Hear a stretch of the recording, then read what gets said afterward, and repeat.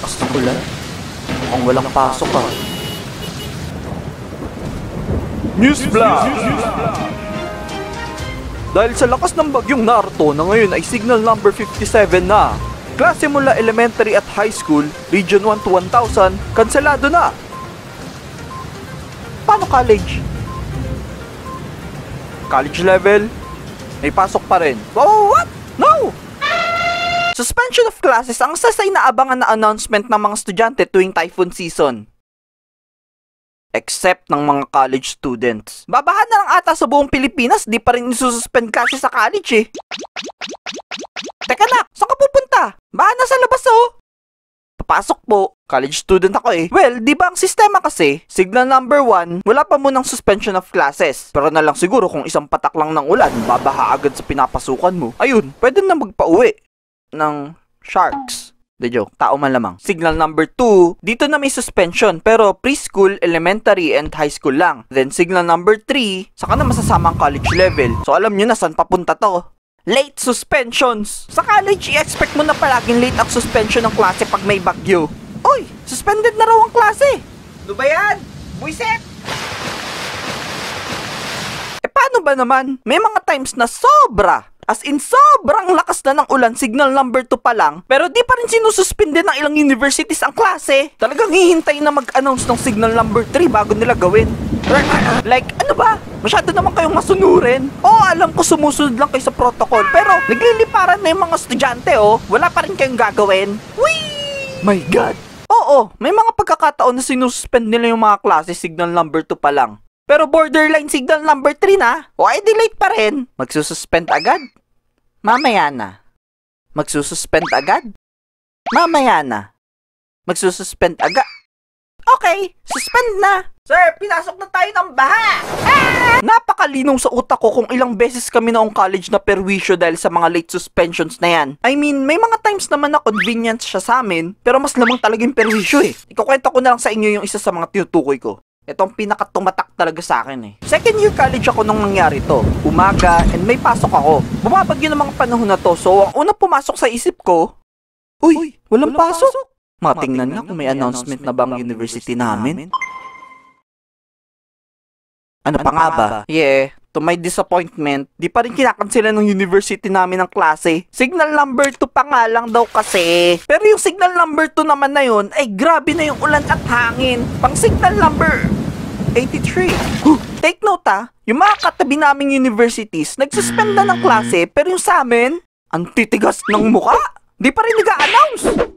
Cool kami! Eh di no choice, kailangan pa pumasok. Eh during that time, may submission kami ng plate sa design subject. So mas lalong nakakainis. Extra bagahe pa alis. Yung plate pa naman namin doon ay mostly 6 to 10 pages na nakadrawing sa 30 by 40 inches na tracing paper. And since submission na nga siya, bawat isang page ay kailangan namin idikit sa illustration board at i-compile lahat. So ibig sabihin nun, magastos. At ibig sabihin pa ulit nun ay di ko na siya pwede i-rolyo at ilagay sa canister ko. Kailangan ko siya dalhin ng buo. Para lang magka-idea kayo gaano yun kalaki ay ito ang isang realistic scale ng sarili ko at ng plate ko ng mga panahon na yun. Yan, ganyan ko siya bit-bit. Ganyan kalaki oh. Tapos may dala pa kaming bag at P-square. Hassle diba? Susugod ako sa bagyo, dala-dala mga yun. Ano ako? Superhero? Baka nga miski si Superman, mahirapan kaharapin yung bagyo ng araw na yun eh. Saka na umalis na pag medyo humina na yung ulan. Mukhang ganun na nga po ma.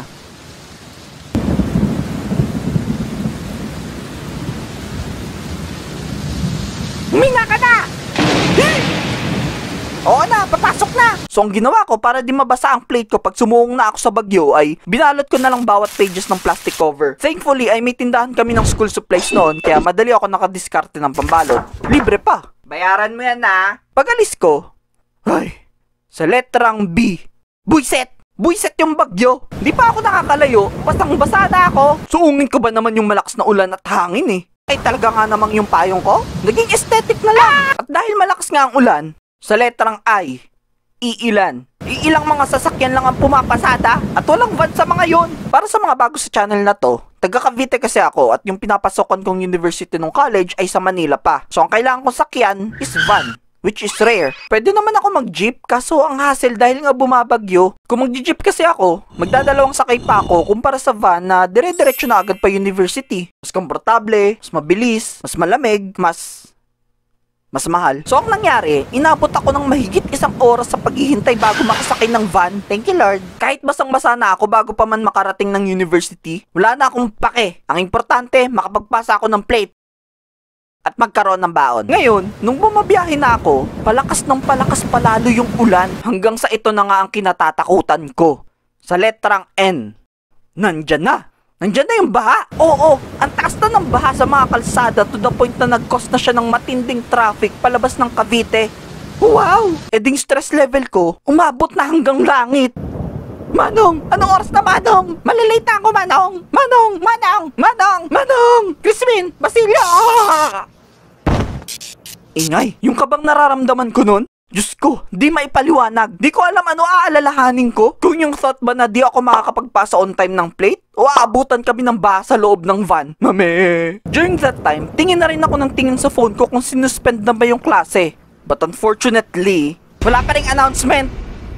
Bakit? Bakit di nyo pa suspendin yung klase? Ano hinihintay nyo? Pasko? Hindi, New Year. Pero alam nyo, pasalamat na lang talaga ako sa driver ng van na sinasakyan ko nun kasi di na niya hinintay bumaba yung baha. Naganap na siya agad ng ibang ruta para makaalis sa kinalalagyan namin. Di ako familiar sa dinaanan ng van nun, pero basta. Meron siyang inikutang ibang kalsada na maraming dinosaurs at di ganong kataasan ang baha. Galing ni Mano. Lifesaver. Hanga talaga ako sa mga driver na naghahanap ng solusyon sa mga ganong klaseng sitwasyon. Thank you, Manong. Pakis. At pagkatapos nga ng napakahabang paglalakbay, ay nakarating na rin ako sa impyerno. I mean, university. Basta, umabot ng 3 hours 10 minutes yung biyahe. Oo, tandang-tanda ko eksakto dahil isa yun sa core memory ko. Nakaka-stress eh. Pero syempre, kung di dahil kay Manong driver, baka umabot pa kami ng 3 hours 11 minutes. Pagdating ko, nakita kong ang daming estudyante sa may gate, nagkukupulan sila at ang iingay. Hindi ako naman, nagtanong-tanong ano meron. Ano meron? End of the world na! Katapusan na natin! Tulong! Tulong! Lulubog na ang Titanic! Jack? Rose? Iligtas niyo ako! Iceberg! Ah! Ano meron? Suspended na raw yung klase.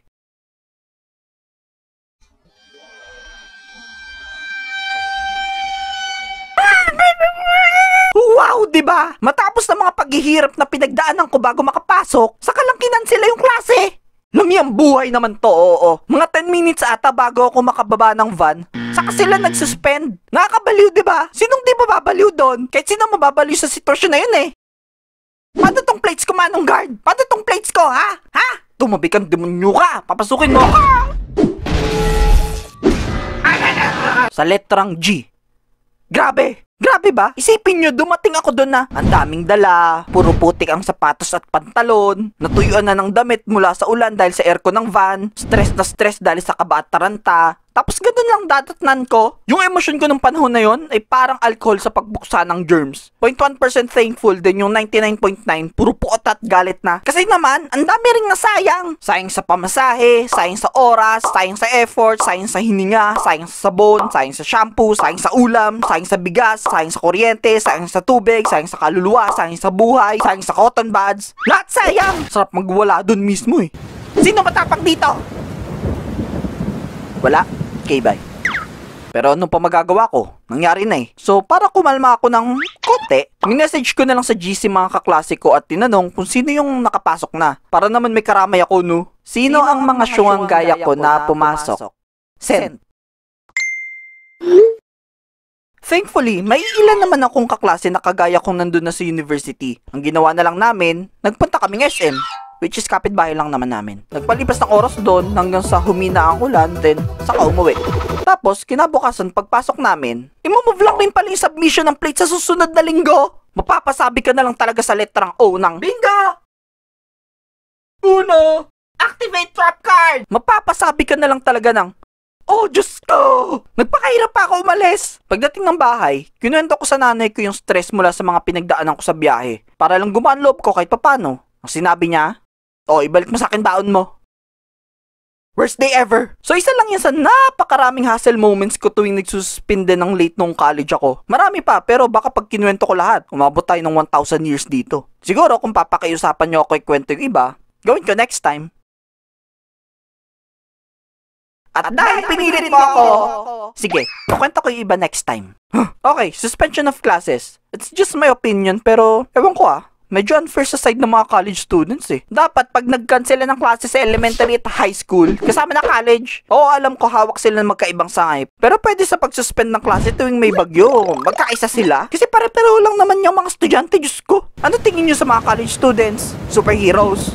Hindi, Power Rangers. Tsaka mas kailangan ng mga college students ang free time na makukuha nila from suspended classes kumpara sa mga high school students. Sa mga makakanood nitong high school students, hindi naman sa ini-invalidate ko yung struggles nyo, pero wag na kayo magreklamo, okay? Ako masusunod dito. De, biro lang. Maintindihan nyo ako pag tumuntong na kayong college. Promise, cross my heart, mamatay man si Satanas. Woo! Pero alam nyo kung sino talagang pinaka-nahihirapan dito? Yung mga estudyanteng bumabiyahe pa mula sa malayo. Di lahat ay pumapasok malapit sa university nila, no? Yung iba dyan galing pang malalayong lugar at nag-uuwian. Gaya ko noon. Malay nyo, iba galing pang Jupiter. Kaya konting konsiderasyon naman sana, di ba? So, sino ba dapat sisihin dito? Hindi ko rin alam. Mahirap naman magturo. Kaya dapat talaga ako maging presidente ng Pilipinas eh. Kasi pag ako naging presidente, konting ulan lang, wala na agad pasok. Ano sa tingin nyo? Agree ba kayo sa akin o hindi? Kasi kung hindi, kukuryentehin ko kayo.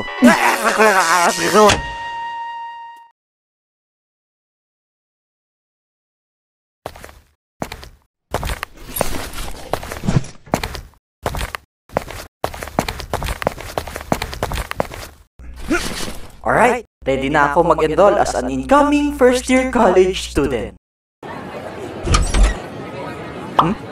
Hoy! Bilang kayo ng maayos! Ikaw, asan ID mo? Manong guard, magpa-first year college pa lang po ako. Wala pa ako. Wala akong pake! Akin na ID! Adik ako sa ID!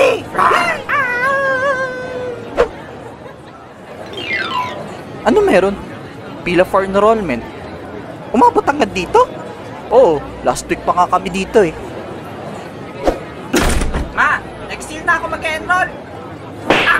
Enrollment, nothing special. Pinagdadaanan ng lahat ng estudyante bago magpasukan. Preschool, elementary, high school, college. Kahit may trabaho ka na, kailangan mo pa rin mag-enroll eh. Enroll po. You mean mag-apply? Ay, iniba na pala. Napakasimple lang naman ang procedure sa pag-enroll eh, especially sa college. Kung incoming first year ka at pasado na sa entrance exam, pasa ka lang requirements, pa-enlist sa course na gusto mo, bayad tuition, then confirmation sa registrar. Tapos na! At mas iikli pang procedure sa mga susunod na SEM at taon. Di ko sure kung ganyan rin ba procedure sa ibang universities, pero kasi sa amin dati, ganyan. Easy, di ba? Napakadali. Kung walang pila. Ayan, yan. Ang mahirap lang naman sa enrollment ay pila. Yes, pila. Pila. P-I-L-X-Q-Z. Pila. Gano'ng katindi yung tinutukoy ko? Ay, Diyos ko! Mamumuti na lang lahat ng buhok mo sa katawan, nasa pila ka pa rin! Let's pray for our fallen comrade. Alam nyo ba, dahil sa pila na yan, inabot ako ng 4 days noon sa pag-enroll ng incoming first year college student pa lang ako? Oo, 4 days! Kala nyo malala na yan? Ay, yung iba kong college friend, umabot pa raw ng 7 days! Mamang pulis, ilang araw na nawawala anak ko. Pakihanap po! Mama! Nandito ako, Mama! Nag-e-enroll! Kung paano ako inabot ng 4 na araw sa pag-e-enroll ay, yun ang ikakwenta ko sa inyo ngayon. Let me, tell you my fair share of, basta, hirap mag-English. So, simulan natin ang storya nung incoming first year college student pa lang ako. First day of enrollment. Nakapasa na ako sa entrance exam, kaya naman ready na para sa enrollment day. Naisipan nung sumama ng nanay ko kasi wala daw siyang tiwala sa akin pagdating sa paghahawak ng tuition ko. Sasama ako sa'yo. Ako hawak ng pera pambayad ng tuition. Bayan ma, malaki na ako. Di mo na dapat ako sinasamahan. Here comes the airplane. Say ah! Ah! Pagdating namin sa university ng mga around 10 AM, sobrang dami ng tao sa gate pa lang. Di mahulog ang karayom sa dami. Ow! Nung nakapasok na kami, pumunta agad kami sa admin para magtanong sa magiging proseso ng enrollment. And in-explain sa amin ng isa sa mga prof ata doon, or tambay, di ko alam, na Mas mahaba ang proseso ng pag-enroll kapag incoming first year college student ka kasi nga bago ka sa university. Hihingi sila sa'yo ng maraming requirements para magkaroon sila ng record sa'yo. No, connect. Ano yung steps? So, ang mga step na kailangan namin sundan ay, una, kailangan daw muna namin kumuha ng enrollment form. Then, pag nakakuha na ng form, magpunta sa pila ng medical exam. After ng medical exam, ay sa Office of Admissions naman para magpasa ng requirements. Then, sa course department para magpa-enlist sa course na gusto mo. Then, interview. Then, magbabayad sa cashier. At ang huli ay magpapalaman ng buhay sa registrar. Pag natapos mo lahat yan, enrolled ka na! Di ako sigurado kung tama ba yung pagkakasunod-sunod ng proseso o may nakalimutan ba ako. Pero more likely, ganyan yan. Ata, malinaw naman sa akin yung buong proseso. Pero may isa lang akong reklamo. Yung medical exam. Alam nyo yun? Yung check upin kayo physically, tapos kukuha na ng x-ray, blood pressure, blood test, etc. Para malaman kung may sakit ba kayong hindi nyo alam. Meron kang love sickness. Okay, normal na humingi ang university ng medical certificate. Pero ang hindi ko lang maintindihan ay kung bakit required na dun sa loob ng university namin yun dapat gawin. Bakit di na lang nila kami pinakuha ng medical certificate sa labas or sa ibang hospital or clinics? Anong trip nila? Iniisip ba nila na baka ipadaya namin sa ibang doktor yung resulta ng magiging medical exam namin sa labas? Ano mapapala nila sa amin? Ito na resulta ng medical exam mo. Hala, may maluba akong sakit, Dok. Ito po, 20. Baka pwede padayin ng result para papasukin ako sa college. 20? Maluba na nga sakit mo. Kaya ko to nirereklamo kasi sa dami naming incoming first year college students, nag-cause yun ng napakahabang pila sa loob ng university dahil nag-ipon-ipon kami dun lahat para magpa-medical. Ang malupit pa nito, isa lang ang pila. Genius! Ang tagal lalo. Pwede naman sila gumawa ng 3 o 4 o 1 million na magkakasabay na pila pero hindi. Gusto talaga nila kaming pahirapan. Isipin nyo, ang init-init pa nun kasi summer tapos tatagal pa nila lalo magsikilos. Next sa x-ray.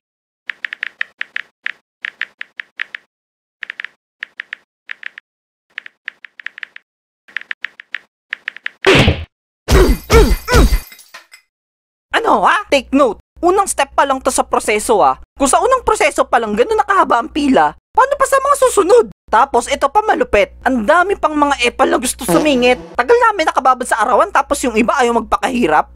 Ang kapal? Paano? Miski mga guard, hindi makontrol yung pila dahil sa dami ng tao. Ay nako, pag may nakikita akong sumisingit nun, hinahayaan ko lang. Hoy! Bawal sumingit! Katon! Gokak Yunojutsu!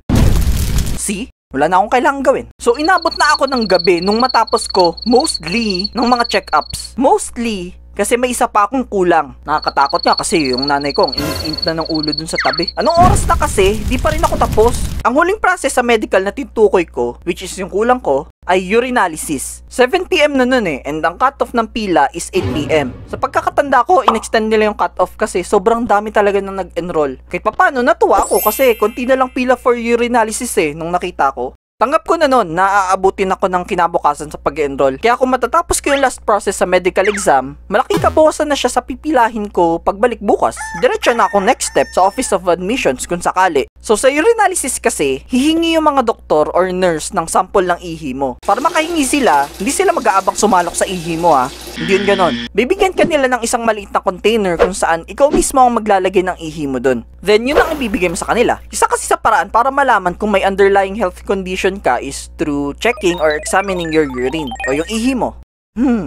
Kadiri. Ngayon, nung ako na, turn ko na, binigay nila sa akin yung bote, then pinapunta dun sa CR. Talaga ang tagal ko nagtiis ng ihi nun para lang may maiproduce ako agad-agad at dire-diretso na sa proseso. Sa mga makain dyan, stop muna kayo kasi medyo baboy itong ikakwento ko eh. Tigil! Nung nasa CR na ako, inilabas ko na yung container na ibinigay nila sa akin na paglalagyan ng ihi at nagsimula na umihi. Sa dami ng ilalabas ko, parang kulang to.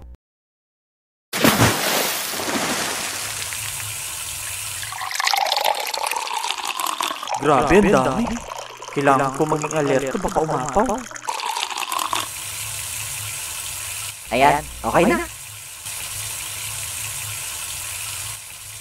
Kailan ba ako matatapos umihi? Ang mahirap talaga sa mga ganun is dapat bantayan mo ng maigi yung ilalabas mong ihi. Kasi pag umapaw, ay nako, kadiri. Buti na lang, magaling ako. Sakto yung pagkakapuno.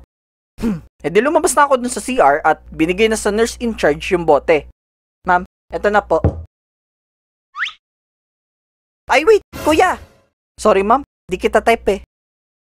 Ha? Ha? Ano ba yun? Kuya, bakit di mo pinuno? Kailangan puno. Ha? Eh puno naman po yan ah. Hindi. Anong hindi? Ano po ba definition nyo ng puno? Punong-puno dapat. As in hanggang dito.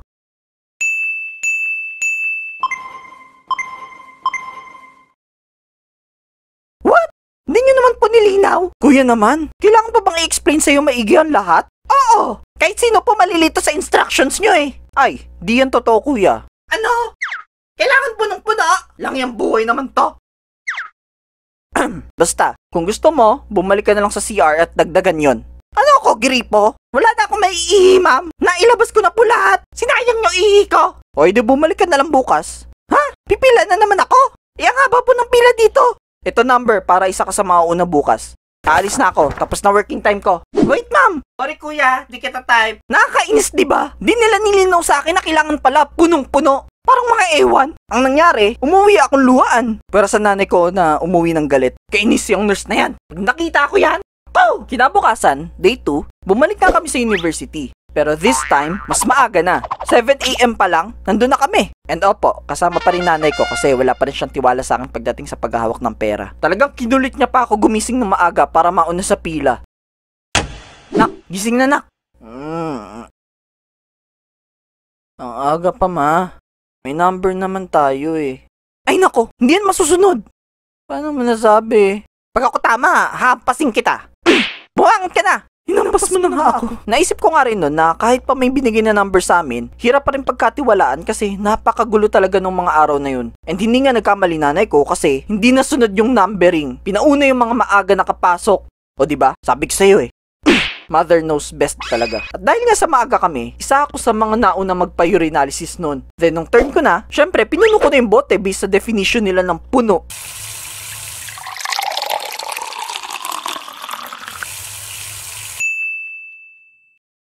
O ma'am, punong-puno.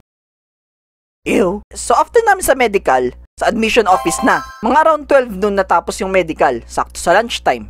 Kain muna, then balik sa university para naman sa next step. Kala ko nun smooth sailing na after ng medical. Pero hindi pa rin pala. Ang haba pa rin ng pila sa Office of Admissions. My God! Nak, di na ako sasama sa'yo bukas. Wala namang kakaibang nangyari nung nakapila ako. Bukod sa nakababad na naman kami ng matagal sa arawan ay may mga sumisingit na naman. 1 PM ako nagsimula pumila and 4 PM nung nakapasok na ako sa loob. Yeah, wala namang kakaiba dito. Bigay lang requirements like Form 137, birth certificate, good moral, etc. Tetext naman sa mga estudyanteng pumasa sa entrance exam yung mga requirements na kailangan dalhin sa enrollment eh. Sino kausap mo? Pagkatapos sa admission office, sa college department naman for enlistment and interview. Dito, mas konti na yung pila kasi kami-kami na lang na ARCE students yung nandun. But still, inabot pa rin kami ng 2 oras dahil ewan ko rin, mabagal ata yung computer. Stan! Grabe, nakakapagod mag-work. Nung na-enlist na ako, hintay ng almost 30 minutes para sa interview naman. Sa mga nagtatanong kung para saan ang interview, di ko rin alam sa totoo lang. Nung ako na kasi in-interview, ewan ko ba? Nanawa na ating interviewer at sinabing, sige na, okay na. Anong oras na eh? Yes, that's it. Di ko rin gets. Kala ko nga nun glitch in the matrix eh. Alam niyo yun? Yung unusual occurrence na di kaya may explain logically. Paano mo i-explain yung nonsense na yun, Aber? Pinaghintay pa nila ako para lang doon. E di sana inapiran ko na lang yung interviewer at dumiretso na lang agad sa cashier. High five! High five! Magsa 7 PM na ako natapos noon and there's not a single chance na makahabol pa ako sa cashier kasi hanggang 6 PM lang yung mga empleyado doon. Kaya yun, umuwi na lang kami ng nanay ko na nung mga oras na yun ay galit na galit dahil sa di pa rin kami natatapos sa pag-enroll. Naiintindihan ko rin naman saan nanggagaling galit niya dahil bukod sa nakakapagod yung nangyari ay napakagastos rin. Lalo sa pamasahe. Diyos ko, galing pa kaming Cavite. Cavite to Manila yon. Tapos Manila to Cavite. Tapos Cavite to Manila ulit. Tapos Manila to Cavite na naman. Tapos Cavite to Manila, Manila to Cavite, Cavite to Manila. Kaya naman sa 3rd day ng enrollment ay naisipin na ng nanay kong di na sumama para kahit papano makatipid sa pamasahe. O ito yung tuition mo. Tago mo sa ilalim ng sapatos mo para di mawala. Labas mo lang pag pipila ka na para magbayad. Ang weird ng indutos niya pero hindi na ako pumalag kasi tatagal pa lalo eh. Sasermonan lang ako. So sinabi ko na lang, Hindi ba yun mangangamoy sa paa ko, ma? Sa araw na to, di na ako masyado gumising ng maaga. After lunch na ako pumunta, mga around 1 PM. Kasi cashier na lang ang pipilahan ko at register eh. Isa pa, medyo naging kampante din ako kasi nung first at second day ng enrollment, pag napapadaan ako sa cashier at registrar, palagi wala masyadong pila. So inassume ko, pag nandun na rin ako sa steps na yun, wala na rin masyadong pila. Kaso, ang syunga ko para i-assume yun. Kasi di ko naisip na kaya nga naman wala pa masyadong tao nung first at second day kasi sabay-sabay lahat ng estudyante magsimula pumila. My God, pagdating sa cashier, ang haba pa rin ng pila. Kaya inabot ako ng 4 hours doon. Tulog pa more. Mga 5 PM na noon nung nakapagbayad ako. And may kulang-kulang 1 hour pa para makapila sa registrar. Hanggang 6 PM pa kasi noon yung buong university eh. Pagdating sa registrar, di naman ganun kahaba yung pila so nabuhay na ako ng loob. Kaso maya-maya, unti-unti nagsisialisan yung mga estudyante sa pila. Di ako naman, nagtaka kung bakit. Pagtingin ko doon sa window ng registrar, may nakalagay na closed na sila! What? Oo, inabutan ako ng cut-off. Buiset, 5 PM pa lang! 5 PM! Mga diva talaga yung nasa registrar. Nakakapanginit ang ulo. And for the third time, umuwi akong luwaan. Pag uwi ko, puro sermon ang inabot ko sa nanay ko eh. Sasayang daw kasi ako ng pamasahe. Tandang-tanda ko yung stress bago matulog nung gabing yun. Diyos ko, feeling ko abutin ako 1 taon bago makapag-enroll. Well, thankfully sa 4th day ay natapos ko naman na mag-enroll. Sa wakas, saglit lang yung pila sa registrar pero traumatizing. Bakit? Sigawan ba ako sa harap ng maraming tao? Nakakaya! Kasi naman, hina-hina ng boses ng empleyado sa likod ng salamin. Tapos pag di marinig, siya pagalit. Ha? Ano po? Sabi ko... ano po yun? Ano ba? Bingi ka ba? Wala kang tenga? Nag-aaral ka ba? Ang sabi ko... Ha? Ang sabi niya... O sinong hindi mapapahiya doon? Kung hindi ko lang kailangan makapag-enroll sa kanila. Sinagot ko na yung tao doon eh. Ano ba? Bakit ka galit? Inaano ka? Lumakas ka dyan! Siguro ang isa sa qualifications para ilagay ka sa registrar ay dapat may matindi kang anger issues. Pwede pala ako doon. After that, I'm officially enrolled! Yay! Pinapunta ako sa Office of Student Affairs para sa processing ng ID ko patunay na isa na akong lehitimong college student. Say cheese! Kisu!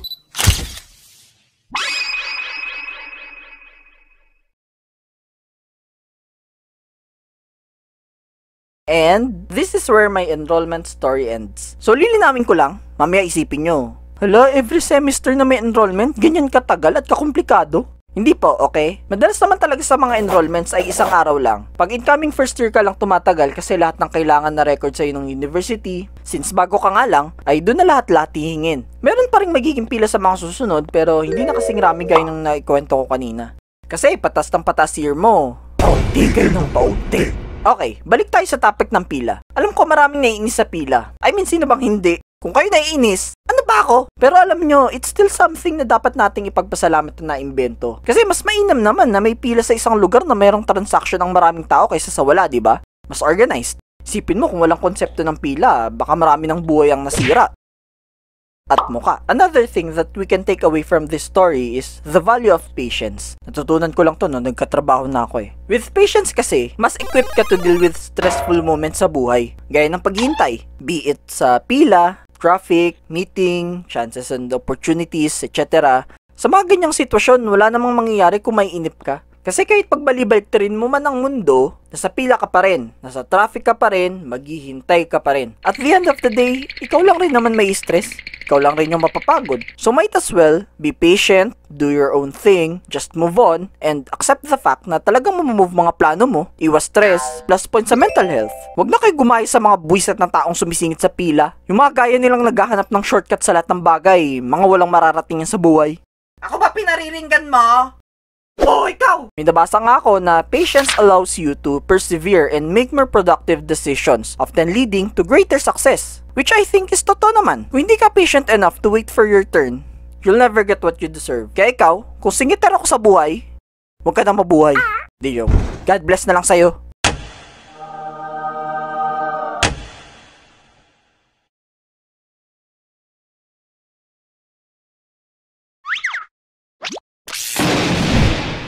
Bili nga pong drawing materials, yung set na po sana para mura. Eto, isang buong set, 3,150 pesos. Ganda. Kaso ang mahal. Pwede pong patanggal nung isang pen. Di po kasi kasya sa budget ko. Nagtitipid ako. Sige. Bale, 2,700 na lang. Mahal pa rin. Pwede pong patanggal pa nung isang pen. Sige. Bale, 2,300 pesos na lang. Mahal pa rin eh. Patanggal po ng pencil. Sige. 2,000 na lang. Mahal pa rin. Patanggal po ng mga brush at eraser. O ayan, 200 na lang. Mahal pa rin. Magkano ba kasi pera mo? 20. 500 piyansa mo. Mahal naman. As a college student noon, hirap ako sa pera. Sabi nila, money is the root of all evil. Ay nako, di ako naniniwala dyan. Bigyan niyo ako ng maraming pera at gagamitin ko yan sa mabuti.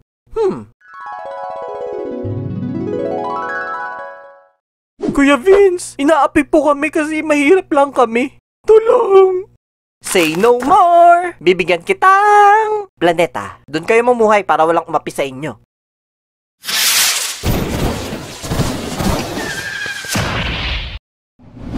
Sa wakas, tay! Oo nga, anak. Di na tayo maaapi dito. Mga dukha!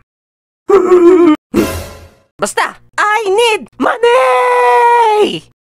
Back to the story. Nung mawala tatay ko, ang breadwinner sa pamilya namin, nagsimula na rin kaming maghirap sa pera. Kaya naman hanggat makakatipid sa mga gastusin ay magtitipid talaga ako. Alam naman natin sa college, magastos, lalo sa course ko noon na architecture. Talagang maglalabas ka ng maraming pera dyan. Lalo sa mga drawing materials, libro, pamasahe papunta sa malalayong lugar for site visit, thesis, laptop, photocopy ng kung ano-ano. Hoy! Magbayad kayo ng pina-photocopy nyo! At marami pa. Kulang na lang, tumain ako ng pera nun para lang makasurvive. Ilabas mo pa!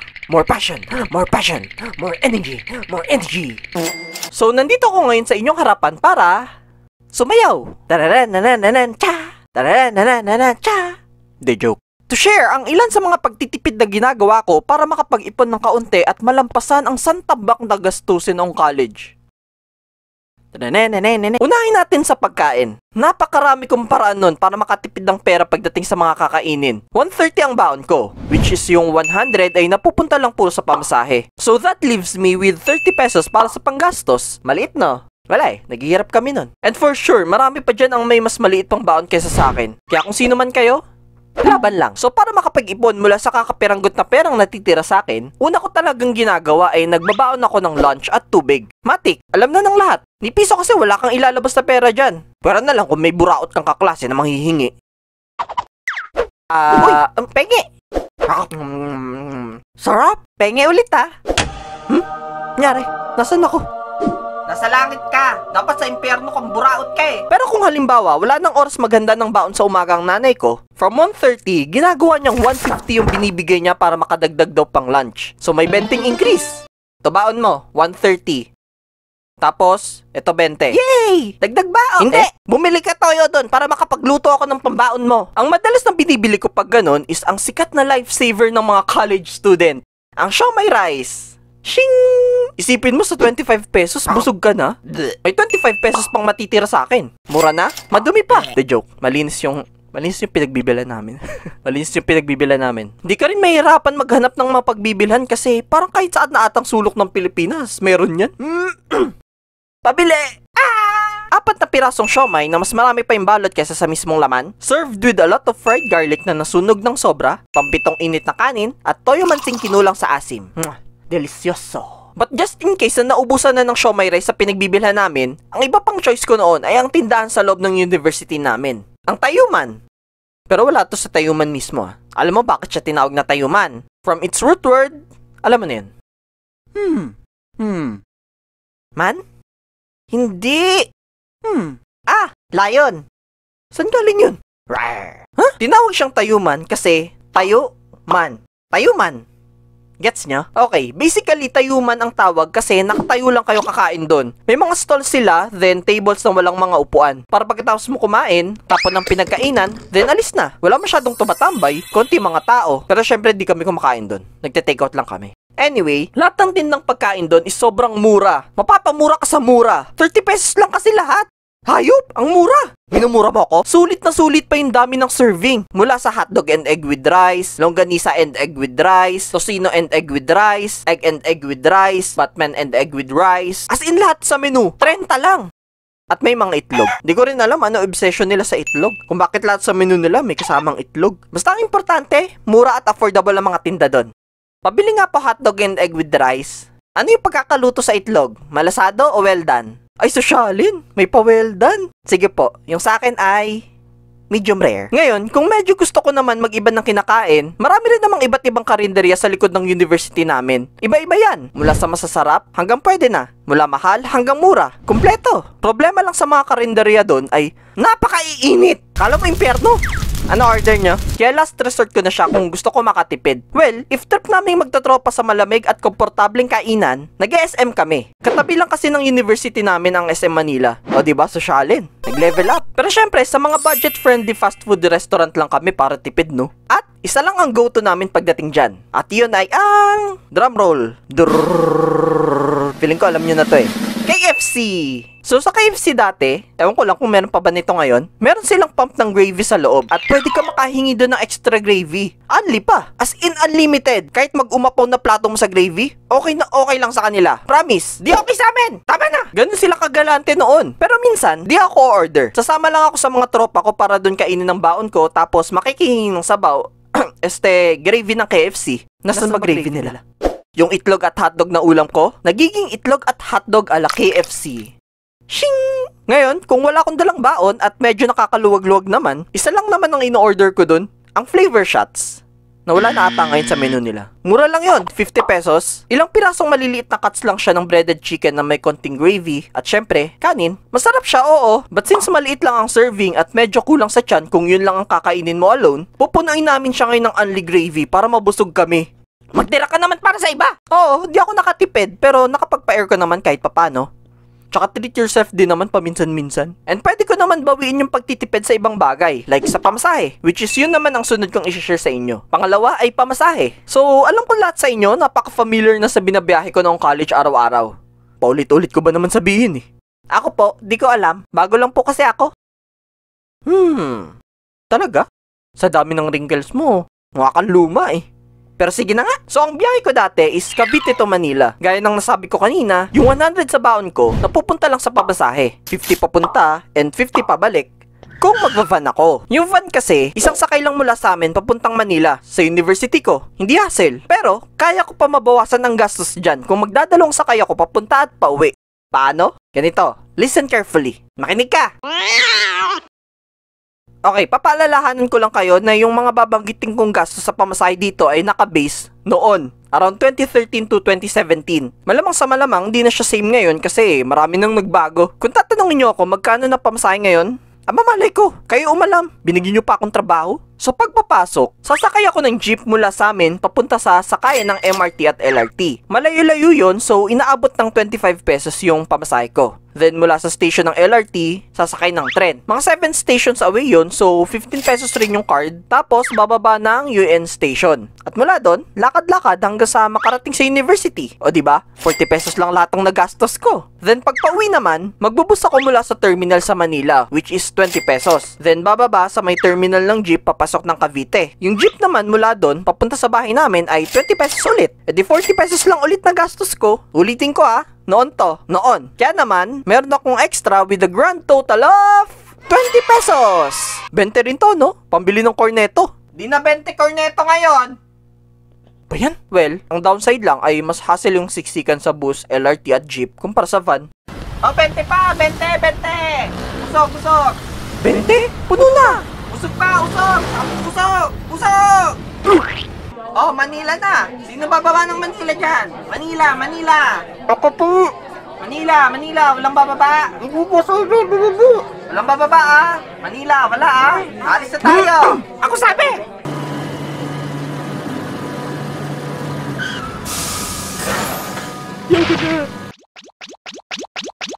O pre, bakit ganyan itsura mo? Saan ka galing? Sa gera. Basta ang importante, nakatipid ako. kahit ikamatay ko pa. Pero minsan, depende pa rin sa mga sitwasyon. Kung halimbawa, bumabagyo gaya ng nakwento ko sa mga nakaraan kong video, magbaban na ako nun. Ayaw ko i-risk ang safety ko para lang sa 20 pesos. Pero minsan parang okay lang na. Pangatlo ay drawing materials. Ito ang isa sa pinakapagkakagastusan mo sa Archie. Drawing materials, gaya ng T-square, triangles, tech pen, ink pang refill sa tech pen, parchment or tracing papers, templates, watercolor, mechanical pencil kasama lead, brief. Miski pambura, may record na uri silang ipapabili sa'yo eh.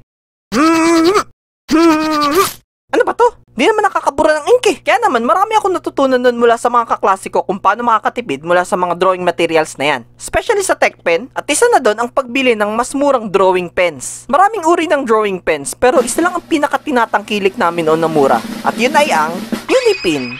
At dahil yun rin kasi yung sikat ng mga panahon na yun. Ang Unipin ay isang brand ng drawing pen na pwede mo kahit papano ipamalit sa tech pen. Ang isang set kasi ng refillable tech pen na ginagamit pang drawing sa mga plates ay libo-libo. Napakamahal. Kala mo ginto. Oh my God! Ginto! Asa? Charan! Nasabi ko rin na set kasi hindi pwedeng isang tech pen lang ang bibilhin mo dahil ire-require kayo ng prof nyo na bumili ng magkakaibang tip. Dagdag gastos. Hindi, may dahilan naman kasi. Mas maganda kasi tingnan ng isang architectural drawing kung magkakaibang line weights na gamit mo. Halimbawa, ang gagamitin mo sa pagdodrawing ng walls ay tech pen na 0.6 ang tip o yung kapal. Then pagdating naman sa windows, 0.4. Then sa mga furniture ay 0.2. Tingnan nyo, mas malinis siya tingnan at organized. Pero pasalamat ako sa mga magulang ko noon na kahit naghihirap kami ay binilan pa rin ako ng set ng tech pen. O ayan ha, binilan ka namin ng tech pen. Hala, thank you ma! Subukan mo lang magkaroon ng bagsak. Matutulog ka sa labas. Good night! Kaso wala eh. May mga pagkakataon talagang di maiiwasan yung mga aksidente kaya mababaliin ka ng tip ng tech pen. And di ako nakaligtas sa mga ganyan. Nabalian na rin ako ng mga tech pen. Di ako nagsabi sa nanay ko kasi panigrado itatakwil nila ako no. Good night! Napakanipis lang kasi talaga noon, lalo yung 0.2 at 0.1. Kunting maling hagod mo, bali agad. Mahal-mahal tapos andali mabali. Yung totoo. Ginagawa siguro talaga ng mga kumpanya na marupok yun para bumili ng bumili yung mga estudyante. Well, sorry na lang sila kasi may natutunan akong solusyon mula sa mga kaklase ko. Ang sinadjust nila sa akin pamalit dyan sa mga hinayupak na napakamamahal na tip ng tech pen na yan, ayun nga, ang Unipin. 50 pesos lang yun noon at napakatibay pa ng tip. Although hindi niya ka-level ng quality sa ink ang tech pen at napupudpud din ang tip kinatagalan ay napakaganda pa rin itong replacement kung sakaling ang mabaliin ka bigla. Hindi rin siya refillable gaya ng tech pen pero kaya naman tumagal ng ink nito sa isang buong semester kaya goods pa rin. Kahit makatatlo kang palit ng Unipin sa isang taon, sulit pa rin eh. Ikumpara mo naman kasi yung 50 pesos sa almost 800 pesos, di ba? O ano kayo ngayon? May pamalit ako sa inyo. Wala nang bibili. So, ayan lang muna sa ngayon. Yung iba sa susunod na. Pag sinipag na ulit ako. At para sipagin ako, tadtarin nyo ng likes tong video. Mga, ilan ba? Mga 521,358,110,921.56 likes. Anyway, malaking tulong ang pagtitipid kung isa kang estudyante. Lalo kung college student ka. Pwera na lang siguro kung anak ka ni Henderson. Daddy, give me some money!